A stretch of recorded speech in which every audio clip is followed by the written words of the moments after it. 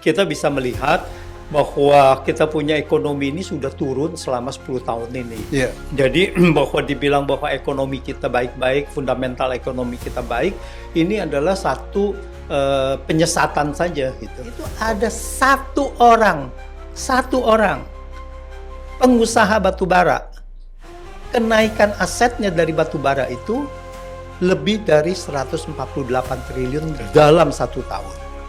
Secara total fiskal, kalau anggaran ini tidak bertambah, maka tidak ada efek ekonomi.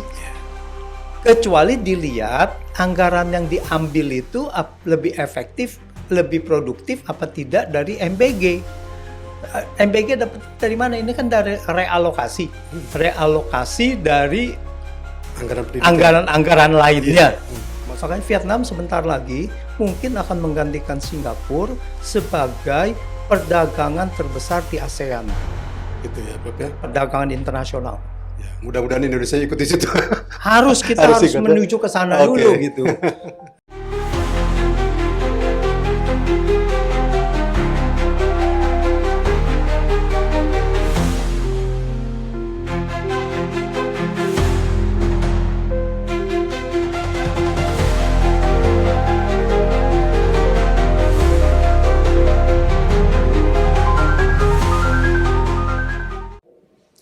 Sudah bersama saya, Profesor Antoni Budiawan. Luar biasa, bisa datang ke Studio Sinkos Jakarta. Selamat malam, Prof. Antoni Budiawan. Terima kasih atas undangannya. Sehat ya, Prof ya? Sehat. Banyak sekali Anda berdinamika di banyak tempat gitu, Prof. Yeah. Nah, terima kasih juga sudah datang di Sinkos Studio Jakarta. Ada beberapa pertanyaan juga nih, tapi ya kita nanti banyak tanya aja nih, Prof yang harus jawab. Dan para penonton akan menunggu jawaban Prof. Jadi Prof Antoni Budiawan adalah Managing Director Political Economy and Policy Studies ya, atau disingkatnya PEPS ya. PEPS aja. Luar biasa, dan sudah banyak yang kenal Prof soal itu. Jadi bagaimana komentar Prof terkait dengan perang yang sekarang sudah terlanjur perang nih antara Amerika Serikat dan Israel menghantam Iran. Ya, dampak ekonominya kemudian seperti apa, Prof? Di samping tadi nanti Teluk Hormuz ditutup. Iya, ini kan udah tidak ada titik balik ya. Titik balik. Ini kelihatannya udah akan full scale perang ya. Dan di mana bahwa tentu saja Iran udah semakin menyerang kembali gitu ya, beberapa kepentingan dari Amerika, dari Israel, dan bahkan juga ada beberapa kepentingan dari negara-negara Barat juga. Jadi dengan ditambah ditutupnya Selat Hormuz ini akan menambah eskalasi dari khususnya misalkan dengan distribusi minyak gitu. Nah, itu bukan teluk itu kan sangat strategis strategis, sangat minyak. strategis. Dan diharapkan atau diperkirakan bahwa harga minyak ini sudah akan naik, dan sekarang ini sudah kelihatan naik ya. Dan ini baru awal. Kalau begitu benar-benar produksi atau distribusi ini terganggu benar, ya pasti akan naik. Nah, dampaknya ya kita tahu bahwa bursa di mana-mana sudah memerah. Ya, pertama dari Amerika, dan sekarang juga di Indonesia ini sudah minus 2% lebih nih. 2%. Hampir berapa? Hampir 2% lebih, 195 poin atau apa. Jadi ini dari sudut bursa. Dan dari kalau seandainya ini kita punya minyak dunia naik, distribusi terganggu, ini pasti akan membuat ekonomi Indonesia semakin terpuruk, mempercepat lebih terpurukan itu ekonomi nasional. Karena tanpa itu pun sebetulnya ekonomi kita ini sudah lemah gitu. Apalagi dengan gangguan seperti ini yang tidak disangka-sangka, dan kemudian terjadi seketika, tidak ada yang tahu bahwa ini akan diserang ya. Berapa hari weekend kemarin 28. Iya, 28. Jadi sudah langsung bergerak gitu ya? Iya, Bergejolak gitu. mempengaruhi semuanya gitu langsung gitu. Jadi Iya, iya. saya rasa ini kita harus dalam yang kondisi yang benar-benar memprihatinkan gitu. Dari sudut kita punya perdagangan internasional maupun kepentingan internasional kita gitu. Kepentingan ya ketahanan energi yang kita belum ada dan juga ketahanan karena kita kan importnya besar sekali. Kita Iya. punya energi sampai berapa? 600 sampai 800 barel per hari gitu. Nah, itu kebanyakan juga dari daerah situ gitu. Nah, ini akan bisa mengganggu ke situ gitu. Prof, sesungguhnya apa yang seharusnya Indonesia siapkan terkait dengan misalnya dampak perang Teluk ini, Iran, Amerika Serikat dan Israel? Ya. Apa yang sesungguhnya secara ekonomi kah? Seperti apa menurut Prof? Ya sulit bahwa kita memang begini karena kita kondisi ekonomi kita lemah, kita ini sulit mau mempersiapkan apa karena kita punya ketahanan energi kan sangat lemah. Cuman kita berapa? Ada 15 hari cuman bahkan mungkin ada yang bilang 10 hari gitu. Jadi kita ini udah sangat lemah sekali gitu. Jadi kita kalau negara yang mempunyai ketahanan energinya cukup tinggi ya berarti dia masih bisa ada waktu lah untuk menyusun strategi lagi ya. Ini sesuatu yang mendadak gitu. Jadi saya rasa ini memang kita dalam serba sulit. Nah, apa yang kita harus lakukan? Ya kita harus lakukan. Ya kita harus melobi-lobi untuk ketahanan energi kita untuk dari negara-negara lain.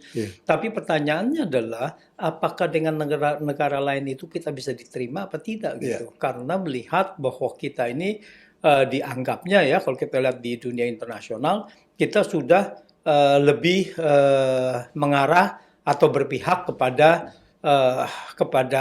di Board of Peace dan sebagainya gitu kan ya. Nah di situ gitu. Jadi kita punya non-blok ini kan sepertinya sudah tidak terlihat lagi gitu. Jadi tidak ada kelihatan seperti itu, Prof. Iya. Lalu kemudian kemudian ini menjadi gejolak dunia, terus positioning Indonesia dalam konteks ekonomi bagaimana, Prof? Ya, ini bahwa ya apakah sekarang kita sudah mempunyai hubungan yang dianggap cukup baiklah dengan Amerika ya? Apakah Amerika bisa memberikan bantuan-bantuan kepada kita, misalkan untuk lobby kepada yang lain-lainnya gitu? Atau memang Amerika kalau kita lihat dari trade deal-nya itu yang terakhir, itu hanya mementingkan dirinya saja gitu. Dia tidak mempedulikan dengan Indonesia. Trade deal itu kalau memang ini dijalankan seperti itu, maka ini akan memperparah juga ekonomi Indonesia karena di dalam trade deal itu bahwa Amerika bebas memasukkan barang-barang, misalkan barang-barang untuk pertanian, ya misalkan jagung dan sebagainya. Nah ini pasti kita punya petani jagung ini pasti terpuruk, pasti gulung tikar semua ini. Karena harganya kita memang lebih mahal gitu dari sana gitu. Ya, jadi ya kita dalam posisi yang dilematis. Dilematis ya. Dilematis gitu. Lalu kemudian kalau Mahkamah Agungnya Amerika sudah membatalkan trade deal itu gimana, Prof? Ini kan berdampak juga pada ya tadi yang sudah diketok palu dan sebagainya, kemudian terjadi lagi seperti ini. Jadi membingungkan. Iya, jadi ada yang berpendapat bahwa pembatalan dari Mahkamah Agung Amerika itu tidak membatalkan trade deal. Jadi dia membatalkan bahwa yang belum itu, jadi dia tidak boleh menambah tarif seperti yang Trump inginkan yang di luar dari kewenangannya sebagai eksekutif. Tetapi kalau trade deal ini kan berarti dianggap persetujuan dua belah pihak. Ini kan berarti dianggap sebagai bilateral agreement. Mungkin tidak melanggar seperti apa yang dimaksud oleh Senat sana gitu kan. Iya betul. Tapi juga kan kalau kita lihat lagi ini saya melihat bagaimana tugas pejabat tinggi negara yang katakannya mengelola keuangan negara gitu. Dalam konteks ini, apakah juga melihat situasi ini akan mempercepat gulung tikarnya ekonomi nasional? Menurut Prof gimana? Kementerian Keuangan lah. Ya, kalau Purbaya. Ya, menurut saya ya pasti sebagai pejabat pasti mengatakan bahwa ini baik-baik saja, pasti ekonomi kita kuat, fundamental ekonomi kita kuat dan sebagainya gitu. Jadi tidak mungkin akan, seandainya pun ada kelemahan-kelemahan, tidak mungkin diakui secara terbuka gitu. Tapi kita bisa melihat bahwa kita punya ekonomi ini sudah turun selama 10 tahun ini. Jadi bahwa dibilang bahwa ekonomi kita baik-baik, fundamental ekonomi kita baik, ini adalah satu penyesatan saja gitu. Bahwa ekonomi kita tidak sedang baik-baik saja. Kalau kita begini, kita mau bandingkan dengan siapa? Kita bandingkan dengan kita punya peer countries lah ya. Misalkan Vietnam gitu ya, yang sekarang pada tahun lalu Vietnam ini sudah menyamakan pendapatan per kapitanya dengan Indonesia. Yang dulu Vietnam itu di bawah, kita di sini, sekarang dia udah nyusul gitu, sama gitu. Nah inilah yang menjadi satu yang bisa dijadikan perbandingan. Nah selama 10 tahun ini kita punya ekonomi secara fundamental itu yang diukur dengan produktivitas kita ini menurun gitu. Jadi produktivitas kita, ekonomi kita itu menurun 2,8%. 2,8%. Ya, dari 2000, kalau kita hitung dari 2014. Sebaliknya Vietnam, ekonominya, dia punya produktivitas itu meningkat tajam. 14,75 atau hampir 15%. Termasuk Malaysia. Malaysia malah lebih tinggi lagi, 16,75%. Nah artinya apa? Produktivitas naik itu artinya dia punya industri itu sudah kuat, sudah kokoh gitu. Semakin kokoh produktivitasnya semakin tinggi. Nah kita, produktivitas kita itu semakin rendah. Artinya untuk mendapatkan pertumbuhan misalkan 5%, kita itu jauh lebih besar memerlukan investasi dari Malaysia dan atau Vietnam. Nah sebagai perbandingan, untuk pertumbuhan yang sama, untuk investasi yang sama, jumlah investasi yang sama, Vietnam itu akan bertumbuh 1,7 kali lipat dari kita. Jadi mereka sangat efisien sekali gitu. Dengan ukuran yang sama, dengan ukuran investasi yang sama, mereka bertumbuh 1,7 kali lipat dari kita. Nah inilah yang membuat mereka itu bertumbuh tahun lalu, kuartal keempat, itu mereka bisa bertumbuh 8%. Nah, jadi kalau kita katakan bahwa kita mau bertumbuh 7%, 8% tanpa pembetulan kita punya secara struktural terhadap kita punya industri, maka ini hanya omong kosong saja. Nah, Purbaya sudah bicara soal 7%, Prof. Bagaimana komentar Prof? Nah, yang harusnya yang bicara mengenai ini adalah bukan Kementerian Keuangan. Kementerian Keuangan ini tugasnya adalah sebetulnya redistribusi atau membuat satu kebijakan fiskal yang bisa mendukung. Tetapi kalau kebijakan industrinya tidak mendukung, maka tidak akan ada pertumbuhan. Dan ini yang terjadi. Kita punya industri adalah industri-industri yang semakin lemah dengan produktivitas yang semakin lemah. Nah, kita dengar ya secara ini kita punya ICOR ya, ICOR Incremental Capital Output Ratio. Kita ini kan tinggi, hampir 7 gitu ya, 6,5, 7 gitu kan. Nah, padahal di Vietnam itu cuma 4,8. Nah, inilah sebetulnya yang mencerminkan bahwa industri kita ini terpuruk. Jadi di Kementerian Keuangan bagaimana mau meningkatkan pertumbuhan ekonomi dengan kondisi seperti ini? Yang bisa adalah harus dilakukan. Nah di sini kalau ada Menko Perekonomiannya dia harus mengatur ini semua dan dia juga harus melihat, Kementerian Industri ini ngapain aja sih? Nah, kita nggak pernah dengar ngapain aja mereka. Nah, ini mereka yang menjadi motor pembangunan dari kita punya ekonomi. Gitu. Tadi kalau Anda lihat bagaimana Purbaya rasanya seperti apa ya, optimis dan seterusnya. Anda melihatnya Purbaya ini bagaimana sosoknya, kemudian bagaimana dia mengatasi perekonomian nasional itu punya nilai nggak, Prof? Dalam konteks politik dan dalam konteks ekonomi yang dilakukan gitu kan, terhadap presiden gitu kan? Iya, secara jabatan mungkin dia harus mengatakan begitu. Siapapun yang akan menjabat begitu, kita juga melihat waktu itu Sri Mulyani juga mengatakan begitu gitu kan. Tetapi bahwa apakah di dalam itu, ini secara politik, secara keluar dia harus mengatakan begitu. Apakah di dalam dia juga ada mengatakan dan mengatur untuk mendapatkan itu, kita tidak tahu. Gitu. Nah, inilah sebetulnya yang harus what is the behind the scenes kan gitu kan. Yang ini yang harus diperhatikan gitu. Jadi bahwa dia mengatakan gitu ya secara politis normal aja gitu kan. Dan itu memang harus dilakukan. Pernah gak kita dengar pejabat mengatakan bahwa ya ini kita masih lemah gitu. Kita nggak bisa bertumbuh 6%, 5%. Ya langsung dipecat lah jadi pejabat. Tapi tadi Prof bicara juga bagaimana mengatasi itu, kemudian mempercepat ketumpulan ekonomi kita, keterpurukan ekonomi kita. Apa yang seharusnya dilakukan oleh Presiden Prabowo Subianto? Mengumpulkan para ekonom kah untuk bicara soal ini, dan bagaimana ke depan seperti apa? Menurut Prof?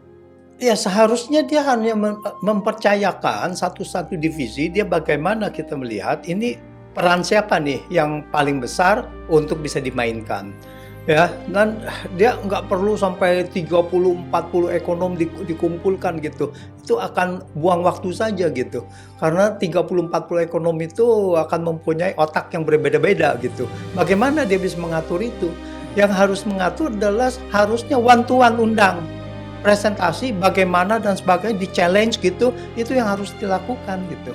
Jadi ada begitu bahwa dilihat harus ada berapa 10 orang dikumpulkan dan sebagainya, itu nggak ada gunanya gitu. Jadi tidak juga mengatasi, tidak akan bisa mengatasi gitu, karena dari 10 orang itu siapa yang mau diambil nantinya? Apakah 10-10-nya? Lalu bagaimana ini kalau di sana ada apa? Ketidaksesuaian pemikiran antara mereka gitu.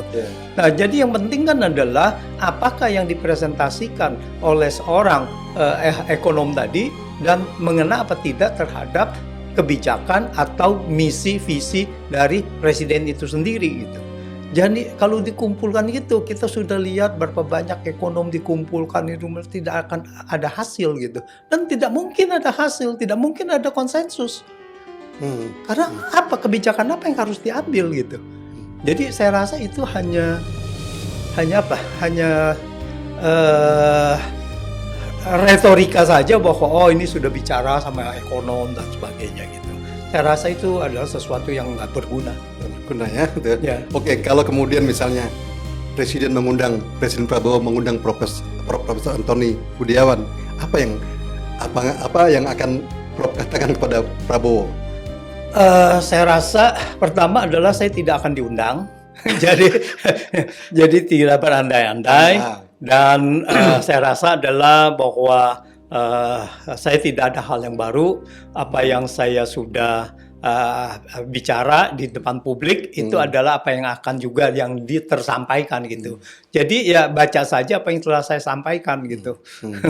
Jadi gitu ya. Iya. Tapi ini kan apa ya, dunia ini lagi persoalan juga perang, ekonomi sedang sulit, kemudian tambah lagi sekarang Prof tadi bicara keterpurukan ekonomi kita udah kelihatan gitu. Yeah. Sebetulnya apa yang ingin Prof katakan terkait dengan keterpurukan ekonomi nasional? Ya, kita sudah tahu semua. Ekonom sudah banyak yang tahu lah, dan bukan rahasia umum bahwa kita menghadapi premature deindustrialization. Jadi deindustrialisasi dini. Kita sudah menghadapi itu, dan ini sangat berbahaya. Begini, deindustrialisasi itu akan tercapai secara normal, secara alami begitu ekonomi kita, industri kita sudah menguat. Mencapai sampai kita sudah menjadi negara maju. Misalnya Korea udah menjadi negara maju. Nah, dia otomatis nanti akan bergeser dari manufaktur ke jasa. Dan jasa ini adalah jasa yang berpendapatan dengan produktivitas tinggi. Dan dia menggunakan teknologi dan sebagainya. Malaysia juga sudah mencapai tahap itu. Malaysia sudah masuk ke negara maju. Nah, dia akan bergeser gitu. Tetapi yang mengagetkan adalah Korea dan Malaysia masih tidak bergeser dari deindustrialisasi. Masih menambah dia punya itu. Jadi dia masih, mereka itu kalau kita lihat, mereka punya ekonomi masih akan kuat. Nah, Indonesia kita sudah mengalami deindustrialisasi. Terus kalau kita bandingkan dari awal 2000, tahun 2000, kita punya kontribusi. Kita punya kontribusi dari industri manufaktur terhadap PDB itu masih ada sekitar 28-30%. Sekarang tinggal 18-19%. Dan sekarang ini kita masih baru tahap awal atau batas bawah dari negara berpendapatan menengah. Nah, jadi kita punya pergeseran dari kita punya industri ini dari sektor manufaktur ini akan menjadi ke sektor informal. Oleh karena itu kita lihat sektor informal kita sangat besar sekali. Nah, kita melihat bahwa di negara maju umumnya tidak akan mungkin bahwa seperti Gojek, Grab dan sebagainya begitu seolah-olah menjadi industri yang hebat gitu. Ini adalah satu sektor yang produktivitasnya rendah. Gitu. Jadi ini menunjukkan ini ada pergeseran dari manufaktur yang mempunyai produktivitas tinggi kepada sektor jasa informal. Ini termasuk sektor jasa informal. Sektor jasa informal atau sektor informal adalah mereka yang tidak mendapatkan gaji. Mereka menggajikan diri dia sendiri gitu. Nah, dengan pendapatan itu. Jadi ini menunjukkan fenomena bahwa struktur ekonomi kita ini mengalami degradasi. Degradasi, betul ya. Nah ini, jadi kalau kita lihat nggak mungkin gitu kita bisa sampai banyak sekali ya mereka yang mau melamar karena nggak ada kerjaan lain gitu. Karena sulit mendapatkan kerjaan di tempat itu. Iya, betul tuh. Ya. Itu penurunan jumlah tenaga kerja, bahkan pemutusan hubungan kerja cukup banyak. Iya. Ya, ada. Ya. Tapi Prof, di luar itu, bagaimana Anda melihat sektor pertambangan nasional? Ini kan, kayak seperti dewa yang gitu. Bagaimana perspektif Anda terkait dengan pertambangan nasional, tambangnya banyak sekali. Apa hasilnya? Ini saya sudah suarakan lama sekali. Ya. Bahwa pertambangan kita ini dikuasai atau dinikmati oleh segelintir orang. Ini yang tidak boleh. Kalau kita boleh bandingkan sebelum Orde Baru dan sesudah Orde Baru, ya kalau sudah Orde Baru itu basically setelah tahun 2000 ya. Nah sebelum Orde Baru itu kebanyakan pertambangan itu masih dikuasai oleh negara. Sedikit sekali pihak swasta yang menguasai itu. Ada pihak swastanya yaitu seperti beberapa yang internasional lah. Beberapa yang internasional. Nah, sekarang kita punya produksi batu bara misalnya, ini naiknya begini nih, melonjak tinggi gitu. Dari tahun 2004. Ya, dari zaman SBY lah ya. Itu naik tinggi gitu. Tapi ini dikuasai oleh orang perorangan lebih banyak. Pada tahun 2022 dengan kenaikan harga batu bara demikian tinggi, itu ada satu orang pengusaha batu bara, kenaikan asetnya dari batu bara itu lebih dari 148 triliun dalam 1 tahun. Jadi ini tidak boleh dibiarkan. Ini adalah sudah melanggar kita punya konstitusi pasal 33 yang mengatakan bahwa bumi dan air dan kekayaan yang terkandung di dalamnya harus dipergunakan sebesar-besarnya untuk kemakmuran rakyat. Nah, di sini ada yang terpotong kalimat dari kita punya konstitusi ini. Sampai dikuasai negara saja. Oh, kita kuasai kok. Lalu kita memberikan lisensi, konsesi dan sebagainya gitu. Titik kan. Tapi dia tidak mengkaji lagi mengenai dipergunakan sebesar-besar untuk kemakmuran rakyat. Nah, kalau kita bicara untuk sebesar-besar kemakmuran rakyat apa? artinya harus dimiliki, bukan dikuasai saja, dimiliki oleh negara. Sekarang apa susahnya kita batu bara, nikel apa segala untuk kita kelola? Kita ada semuanya BUMN di bidang itu gitu. Nah, inilah BUMN harus dikonsentrasikan kepada hal-hal yang strategis, yaitu yang dimiliki oleh untuk rakyat, untuk masyarakat gitu. Nah, jangan BUMN seperti apa? Seperti running bus gitu kan. Itu apa itu? Ya itu nggak ada gunanya gitu. Ya itu swasta aja kalau swasta mau gitu. Kalau swasta nggak mau ya jangan gunakan BUMN dan rugi lagi. Bunganya 2 triliun setahun gitu. Nah inilah bahwa ini kesalahan-kesalahan di bidang pertambangan, bahwa ini tidak dikuasai dan dimiliki oleh negara sehingga ini dijadikan alat untuk memperkaya para pengusaha yang orang menyebutnya oligarki atau apapun gitu kan. Gitu. Tapi Anda sendiri melihat soal sektor pertambangan ini sudah di era Prabowo sekarang ini kan sudah ada semacam apa delegasi ya, mendelegasikan kepada salah satu termasuk Menteri Pertahanan sekarang menjadi untuk mengelola ini dan sebagainya.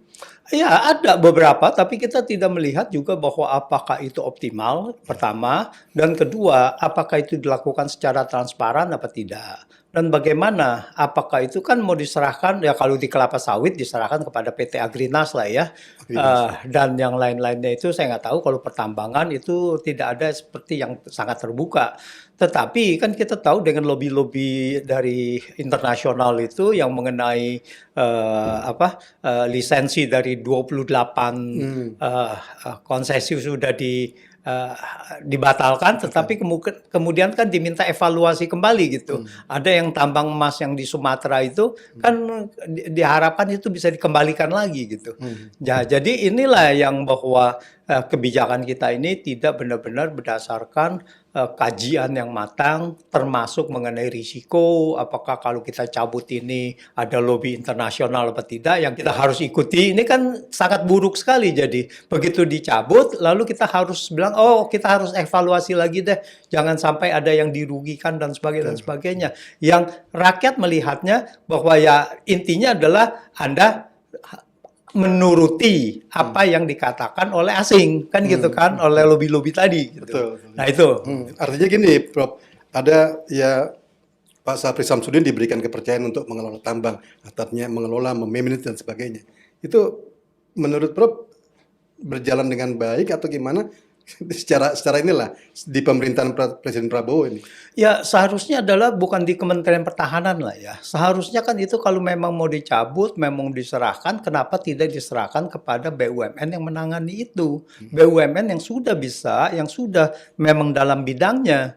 Ya itu kan kita ada Main ID. Main ID itu kan kita bisa lihat, dia mau kemana gitu, mau tambang apa. Nah di situ kan dia ada sub-subnya lagi gitu kan. Nah kenapa tidak diserahkan ke situ gitu? Kenapa ini dijadikan seperti keputusan politis gitu kan? Ini harusnya adalah keputusan bisnis yang harus diambil untuk dipergunakan sebesar-besarnya untuk kemakmuran rakyat gitu. Nah ini jadi ya. Kalau kita mencampurkan lagi di sini urusan pertahanan dengan ketahanan energi atau apapun lah itu mau itu kan sudah tidak ini lagi. Ya artinya tidak profesional lagi. Memberikan kepercayaan kepada Menteri Pertahanan Syafri Samsudin terkait dengan pengelolaan memanage tambang dan sebagainya secara nasional gitu, Prof. Iya, tapi kan seharusnya kan kalau saya lihat adalah boleh dia mensupervise, tetapi itu kan harus ada delegasi. Kan tidak mungkin lagi bahwa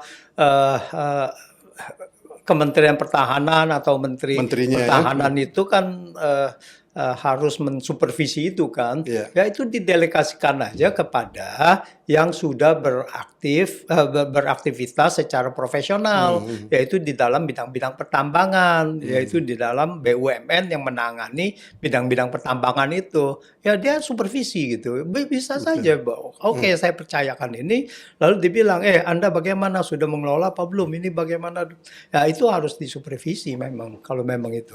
Tapi kan kita juga kan ada, supervisi itu kan bisa melalui nanti perusahaan induknya dan juga komisarisnya dan sebagainya gitu.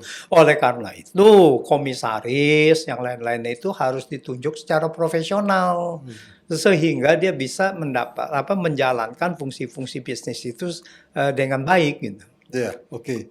Prof, kita keliling lagi nih terkait dengan beberapa kasus di bea cukai, pajak. Terakhir yang ramai itu pajak ya, bea cukai itu. Beberapa ditangkepin soal ada OTT ya, direktur penyidikan dan sebagainya.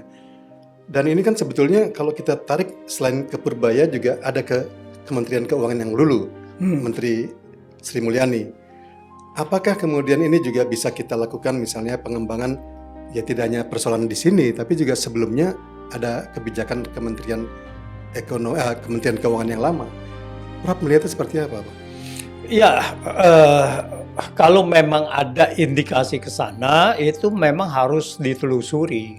Saya sudah mengatakan sejak lama bahwa di Kementerian Keuangan ini, terutama di pajak ya, itu waktu saya menulis karena itu waktu terkait dengan pajak. Yang ada informasi dari PPATK, dari pusat analisis itu mengenai keuangan yang mencurigakan. Nah, di situ ada 349 triliun dana dicurigakan yang melibatkan pegawai Kementerian Keuangan. Nah, di sini saya sudah itu waktu sudah menyoroti bahwa di sini terjadi diduga ada operasi-operasi yang menjurus kepada korupsi. Yang dilakukan secara berjamaah gitu.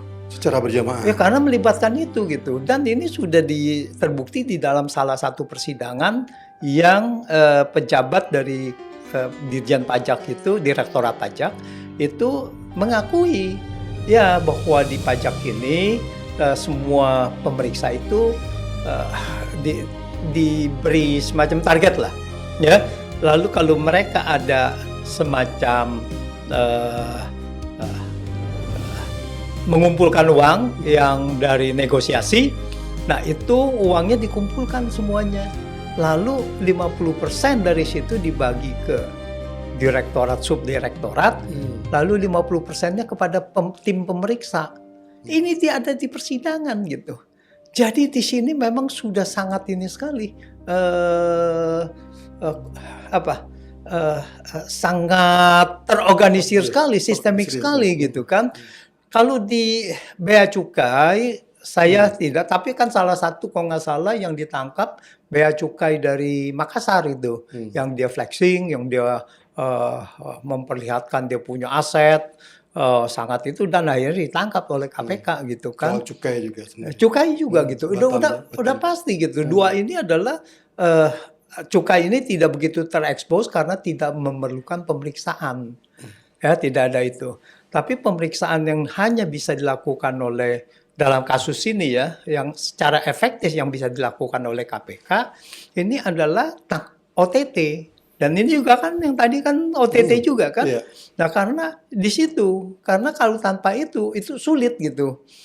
Nggak bisa kita lihat karena ini bukan project, bukan apa. Ya, oke lah barang dimasukkan. Bayar sekian, iya tinggal gitu aja. Ya dan harusnya ini dibersihkan. Dibersihkan ya. Dan kalau seandainya memang ini terlibat dari ada pejabat-pejabat lain dan yang sebelumnya, dan saya yakin itu banyak juga pejabat-pejabat yang sebelumnya terlibat, ini harus diusut tuntas. Tidak bisa didiamkan begini. Iya, iya. Jadi siapapun pejabatnya, tapi tadi kalau kemudian kita runut ketika katakanlah bea cukai, ada juga pajak, kemudian ada kebijakan Kementerian Keuangan yang dulu oleh Menteri Keuangan yang lama itu bisa secara hukum bisa dipanggil. Ya harus bisa dong, karena kan kita punya kalau kita bicara hukum pidana itu kan nggak ada kadaluarsanya kan. Ya. Artinya pemerintah atau presiden atau melalui kebijakan hukum bisa memanggil Sri Mulyani misalnya. Oh iya ya. bisa. Bahkan beberapa itu kesempatan itu kalau dulu ya tulisan saya ya, saya bilang ini wajib dipertanyakan. Wajib dipertanyakan. Iya. Misalnya Misalnya sewaktu Bank Senturi, ya. Nah, Bank Senturi itu kan Sri Mulyani diperiksa hari ini oleh KPK, lalu besokannya terbang ke New York untuk dibilangnya diterima oleh Bank Dunia. Nah, di situ saya katakan, pertama, ini keanehannya, dan ini tidak mungkin. Pertama adalah Sri Mulyani mengatakan bahwa dia tidak melamar. Dia tidak melamar. Dan maka dia ditawari pekerjaan. Nah, terus kemudian kalau itu yang terjadi, maka Bank Dunia intervensi Indonesia melalui kasus mengintervensi kasus hukum ini karena tahu Sri Mulyani adalah sedang diperiksa.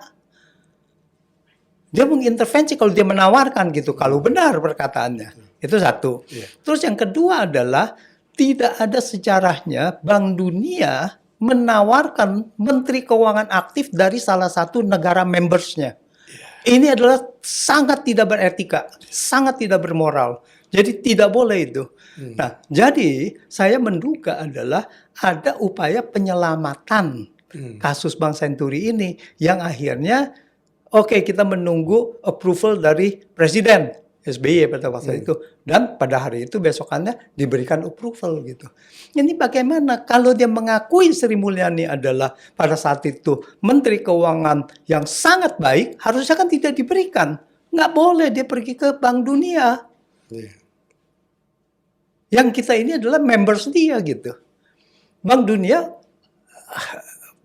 dia punya tujuannya adalah untuk membantu negara dari dia punya anggota untuk meningkatkan ekonomi. Nggak bisa mengambil ekonomi yang dianggapnya baik gitu. Nah, jadi itu salah satu. Pada saat itu saya bilang bahwa ini ada intervensi hukum. Nah, jangan lagi ada intervensi hukum di situ gitu kan. Ya kalau mau dipanggil ya sekarang ya yang harus terbuka.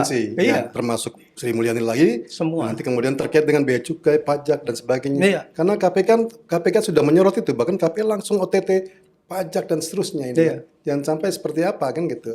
Prof, itu ke depan lah itu. Kita beralih nih Prof. MBG. Program MBG Presiden Prabowo. Saya ingin Prof bicara soal ini. Bagaimana tanggapan Prof terkait dengan program MBG yang dikaitkan dengan anggaran yang dicomot sana sini, akhirnya seperti terjadi dualisme anggaran gitu ya di APBN kita gitu. Silakan. Begini. MBG pertama kita bicarakan mengenai niatnya lah. Niatnya katanya bagus. Niatnya untuk memberikan gizi. Tapi masalahnya apa? Kenapa orang ini harus diberikan gizi? Apakah dia kekurangan? Yang harus diberikan kan kekurangan. Yang kekurangan gizi itu berapa orang? Tidak semua dari yang sekolah dan sebagainya yang dibilang itu adalah kekurangan gizi. Itu pertama. Artinya ini adalah salah sasaran. Saya yang sudah cukup gizi tapi diberikan juga. Ini mubazir terhadap kita punya anggaran. Dan ini dampaknya sangat serius. Sangat serius karena apa? Anggaran itu harusnya bisa memberantas kemiskinan tapi dipakai untuk yang salah arah kepada saya. Itu pertama. Bahwa dilihat dari tujuannya itu mungkin baik tetapi ini tidak tepat. Caranya tidak tepat. Yang kedua, kalau orang kekurangan gizi, akar masalahnya apa? Akar masalahnya orang ini miskin. Nah, jadi yang harus diberantas adalah kemiskinan. Kalau dia tidak miskin, otomatis dia bisa memberikan gizi yang baik, orang tuanya kepada mereka gitu. Anak-anaknya. Iya. Jadi ini adalah yang harus kita lakukan adalah pemberantasan kemiskinan. Kalau kita lakukan pemberantasan kemiskinan, mungkin kita itu tidak sampai 10% dari dana MBG yang kita sudah bisa berhasil untuk memberantasi kemiskinan ekstrim.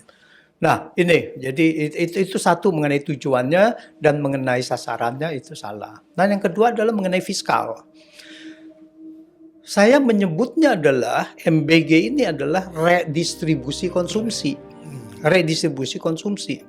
Kalau orang sudah diberikan, lalu kemudian diberikan makan siang di sekolah, kan dia di rumah tidak makan lagi. Dengan catatan bahwa makanan itu dia bisa makan, ya kan? Nah, dia di rumah dia tidak akan makan lagi. Berarti orang tuanya harus bilang, oke, kita ngirit, kita di sini tidak makan. Berarti di sini ada pengurangan konsumsi. Nggak mungkin orang di sini udah siang gitu dia makan, pulang dia makan lagi gitu kan? Itu jadi hampir tidak mungkin. Nah, jadi fiskal di sini adalah redistribusi dia punya konsumsi saja gitu. Nah, waktu anggaran ini diambil dari mana? Secara total fiskal, kalau anggaran ini tidak bertambah, maka tidak ada efek ekonomi. Kecuali dilihat anggaran yang diambil itu lebih efektif, lebih produktif apa tidak dari MBG. MBG dapat dari mana? Ini kan dari realokasi. Realokasi dari anggaran lainnya. Masuk pendidikan ya. Waktu yang awal adalah pengetatan travel perjalanan ya nggak boleh ini nggak segala.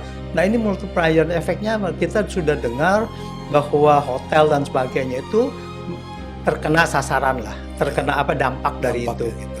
Nah ini kita lihat kalau kita ada fiskal 100. Lalu yang 100 yang kemudian yang dulu tidak ada MBG, lalu kemudian MBG diambil 20 untuk MBG, 20-nya diambil dari mana gitu. Dan yang mana lebih efektif gitu. Nah saya lihat adalah yang lebih efektif adalah yang lain. Jadi MBG ini secara multiplier itu mengurangi efektivitas dari pembangunan ekonomi. Nah lalu ada juga yang mengatakan bahwa ini adalah diambil juga dari dana pendidikan. Dana pendidikan. Nah, kalau diambil dana pendidikan, ini lebih bahaya lagi ke masa depan bangsa Indonesia. Karena apa? Ini investasi yang produktif ini dikurangin untuk konsumsi yang sesaat gitu. Betul. Jadi tidak ada yang capacity building untuk hal-hal yang memperbaiki kita punya kemampuan kompetisi di masa depan gitu. Nah ini secara jangka menengah panjang ini pasti akan lebih buruk gitu. Nah yang saya maksud dengan redistribusi konsumsi ini bukan produksi gitu.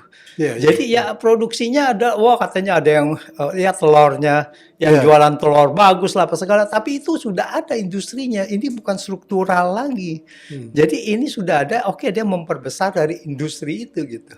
Tapi yang di lain tempat ya di tempat itu juga akan berkurang gitu konsumsi lainnya. Jadi ini tidak memecahkan kita punya permasalahan ekonomi saat ini yang saya sebutnya adalah sudah stagnasi dari struktural ekonomi kita. Kita udah menghadapi masalah ekonomi secara struktural. Ya bahkan kan ada protes dari beberapa kalangan lah terkait dengan anggaran pendidikan yang diambil untuk MBG. Jadi itu pun ada nota di APBN terkait dengan pengambilan pengalokasian itu diambil ke anggaran untuk MBG. Bagaimana kemudian ini terakhir apa yang seharusnya kita lakukan untuk persoalan ekonomi nasional juga terkait dengan banyak hal program-program pemerintahan Presiden Prabowo? Ya, saya rasa kita harus mengevaluasi kembali bahwa apa prioritas pembangunan ekonomi kita. Prioritas pembangunan ekonomi kita agar mendapatkan kita punya bisa meningkatkan kita punya kesejahteraan, pendapatan per kapita dan sebagainya gitu. Bisa memberantas kemiskinan. Nah, ini satu hal aja yang harus kita lakukan, yaitu restrukturisasi kita punya industri.